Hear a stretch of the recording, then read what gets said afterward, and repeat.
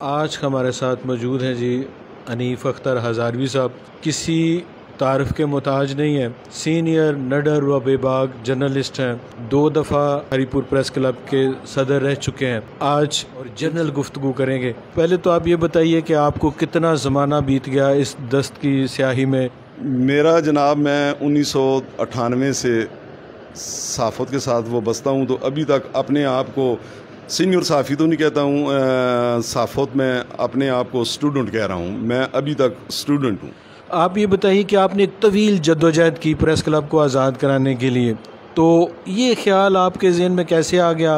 ये press club जो है, ये हरीपुर के जितने भी जर्नलिस्ट हैं उनका ये घर होता है। इनके लिए जो भी फंडिंग आती है उसका हर सहाफ़ी जो धूप में बारिश में अपने अदारे के साथ काम कर रहे हैं उनका हक बनता है। मैं प्रेस क्लब का प्रेसिडेंट रहा हूँ 2 साल, उसके बाद इलेक्शन लड़ा, फिर मैं प्रेसिडेंट बना प्रेस क्लब का।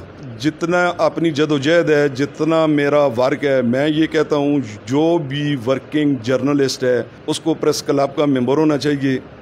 और जितने भी ये काबिली हैं 2 नंबर, जिनके पास अखबारात नहीं हैं, टीवी चैनल नहीं हैं, तो उनका कोई हक भी नहीं है प्रेस क्लब में। तमाम जो वर्किंग जर्नलिस्ट है वो आकर प्रेस क्लब में बैठें, अपना काम करें। कोई प्रेस कॉन्फ्रेंस हो, कोई धरना हो, कोई एहतजाज हो, उसमें बढ़ चढ़ कर हिस्सा लें।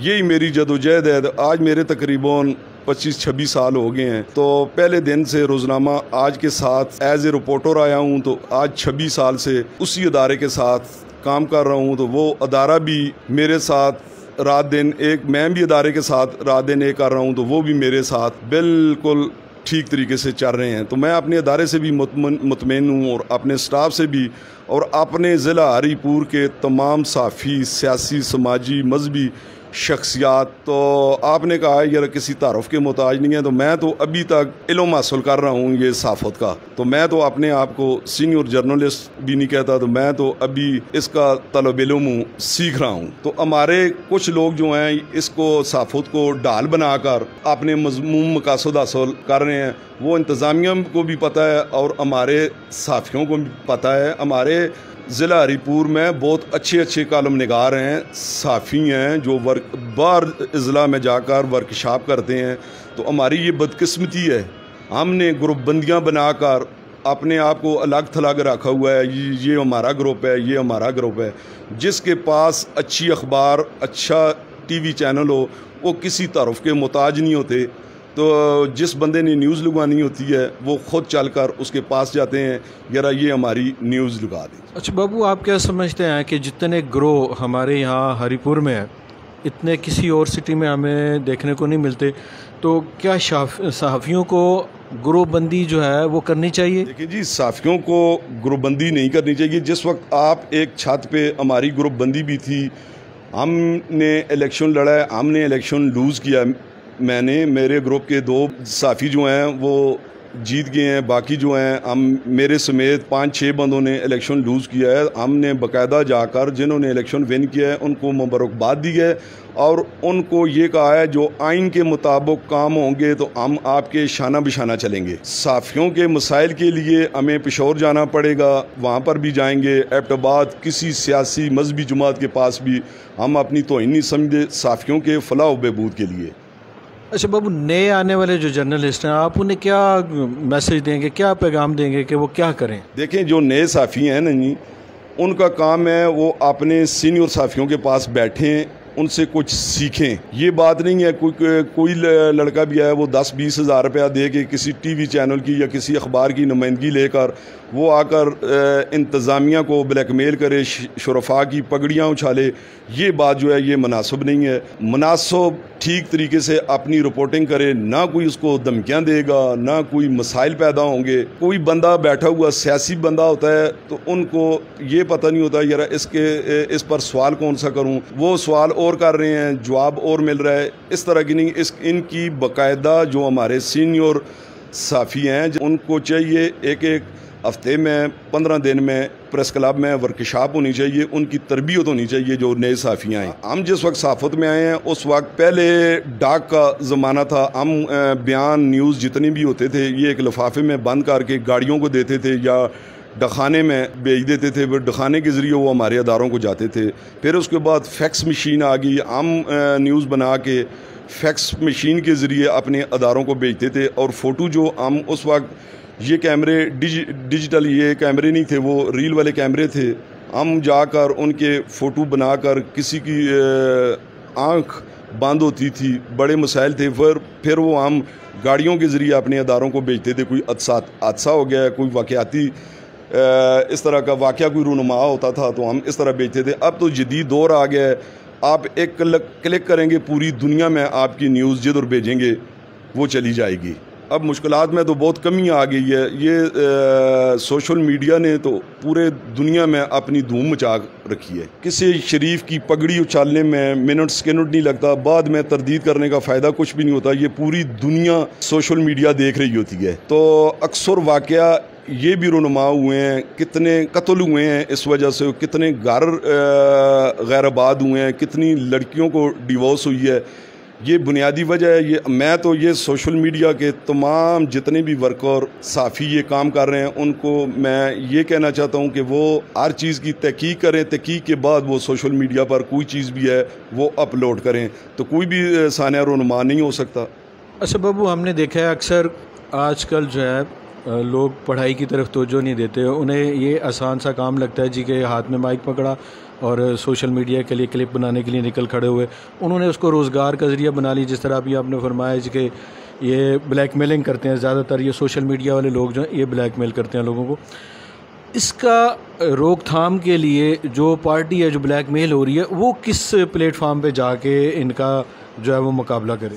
ये बात है, ये जितने आजकल ये जो मज़दूर दिहाड़ी पर काम करता है ना, उसको 1200 रुपये 8 घंटे वो काम करता है तो उसको 1200 रुपये मिलते हैं। ये तो बड़ा आसान काम हो गया। मोबाइल निकाला, किसी की पिक्चर बनाई, उसको ब्लैकमेल किया। इसके लिए बाकायदा अदारे काम कर रहे हैं। हमारा DPO ऑफिस में इसके लिए काम हो रहा है, FIA वाले काम कर रहे हैं और मुख्तलिफ एजेंसीज़ इस पर काम कर रही हैं। अनकरीब ये जितने भी फेक पेज बने हुए हैं, फेक चैनल चल रहे हैं, इनको बंद कर दिया जाएगा। इंतज़ामिया की तो साफ़ियों के साथ रिलेशन भी है।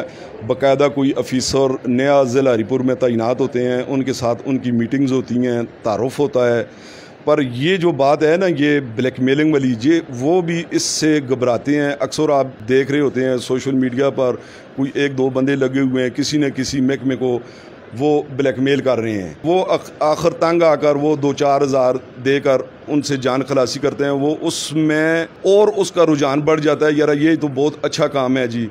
हमारे DPO साहब के पास जिस वक्त साफ़ी जाते हैं, साथ 1-2 वो चले जाते हैं, उनके साथ खड़ा होकर वो अपनी फुटेज बनाते हैं, फुटेज बनाकर डाउनलोड करते हैं, वो तसर देते हैं अपने इलाका के लोगों को, यार हमारी DPO साहब से, SHO साहब से, DSP साहब से और ज़िले अफीसर साहिबान से हमारे बहुत अच्छे मरासम हैं, तो ये काम आपने किया तो मैं इस तरह कर दूँगा, दरख्वास्त दे दूँगा। ये जो है ये चीज़ नहीं होनी चाहिए। प्रेस क्लब का मकसद साफ़ियों की मतलब कि नोक पलक संवारना होता है। आप क्या समझते हैं कि हरीपुर का जो प्रेस क्लब है वो अपनी जिम्मेदारियां निभा रहा है? प्रेस क्लब अभी तक तो फ़ाल ही नहीं है। नहीं, आप ये देखें जरा, नोक पलक उस वक्त ठीक होती है जिस वक्त जो कबीना बैठी हुई होती है, उहदेदारान होते हैं, उनकी अपनी नोक पलक ठीक हो, उनकी अपनी नोक पलक ठीक हो, उनकी अपनी नोक पलक ठीक हो, उनकी अपनी नोक पलक ठीक हो। ये अभी इलेक्शन हुए हैं, तकरीबन 5-6 माह गुजर गए हैं, कितनी वर्कशॉप हुई हैं साफ़ियों के लिए, क्या हुआ है? सिर्फ़ और सिर्फ ज़ुबानी जमा खर्च हो रहा है। चाहिए तो ये आप एबटाबाद प्रेस क्लब के सीनियर साफ़ी बुलाएं, मनसेरा के आएँ, इस्लामाबाद पेशावर के आएँ, यहाँ पर सेमिनार होने चाहिए इनकी। इस वजह इस तरीके से इन साफ़ियों की तरबियत हो। आप देखें पूरे पाकिस्तान में जिधर भी प्रेस क्लब हैं, वहाँ पर अगर कोई बाहर से आके वो ये महसूस करता है यार जी मैं कराची से आ रहा हूँ, वो अपना कराची वाला प्रेस क्लब को मद्देनज़र रख कर वो हरीपुर प्रेस क्लब में जिस वक्त पहुँचते हैं तो प्रेस कॉन्फ्रेंस होती है या कोई प्रोग्राम होता है, 2 लोकल न्यूज़पेपर में और 1-2 डमी जो चैनल बने हुए हैं उन पर उनकी जिस वक्त न्यूज़ लगती है तो वो इंतहाई मायूस होते हैं। उसकी बुनियादी वजह ये है जो वर्किंग जर्नलिस्ट है उन पर ये एतमाद नहीं कर रहे, तो और वो जर्नलिस्ट जो हैं इन पर एतमाद नहीं कर रहे हैं। इनको चाहिए जो वर्किंग जर्नलिस्ट हैं, हम ज़िला हरीपुर में बसने वाले हैं, हमारी पैदाश हरीपुर की है, हम एक दूसरे को बखूबी जानते हैं। कौन सा साफ़ी है, उसका क्या काम है, वो कितने पानी में है। ये बात नहीं है मैं 98 से सहाफ़त में रोज़नामा आज के साथ आया हूँ और 2005 में मैंने आज छोड़ दी है, तो मैं याद जब तक ज़िंदा हूँ तो मैं साफ़ी हूँ। नहीं है, ये बात इस तरह की नहीं होनी चाहिए। मैंने एक अदारा छोड़ दिया है, मेरी वो बस्तगी ख़त्म हो गई है। यहाँ पर तो आप देखें, सियासी भी प्रेस क्लब के मेंबर हैं, ट्रेड्स वाले भी जो हैं वो भी प्रेस क्लब के मेंबर हैं, जिन्होंने आज 15 साल पहले सहाफ़त में 1-2 साल काम किया किसी अखबार के साथ, वो अभी तक साफ़ी हैं। यही वजह है हमारे प्रेस क्लब की नाकामी की। जिस वक्त भी कोई बंदा किसी शहर से वो हरीपुर प्रेस क्लब में आए, वो प्रेस कॉन्फ्रेंस करे, मीडिया टाक करे, उसको पता चलेगा ये प्रेस क्लब है। तो सुबह जिस वक्त कोई बंदा भी आता है प्रेस कॉन्फ्रेंस करके, वो अगले दिन मायूस हो जाता है, यार मेरी किसी अखबार में, किसी टीवी चैनल में न्यूज़ नहीं लगी। जिस तरह पूरे खैबर पख्तूनख्वा में, पाकिस्तान में ये साफ़ियों को सूबाई हुकूमत ने मीडिया कॉलोनी का लारा लगाया हुआ था। ये सिर्फ़ और सिर्फ मैं इसमें मेंबर बन जाऊं, मुझे 5 मरले का प्लाट, ये सिर्फ़ और सिर्फ टोपी ड्रामा है और लॉलीपॉप है। ये किसी को अभी तक किसी इज़ला में, बाज़ इज़ला में जहाँ पर इत्तफ़ाक़ है वहाँ पर कुछ मीडिया कॉलोनी मिली भी हैं। तो आप ये देख लें, 2012 से मैं भी यही कह रहा था, ये मीडिया कॉलोनी हो गई है जी, ये मीडिया कॉलोनी इस तरह बन रही है जी, सूबाई हुकूमत के फलाम वज़रा से हमारी मुलाकात हो गई है जी, CNWU से हो गई है जी, महकमा माल से हो गई है।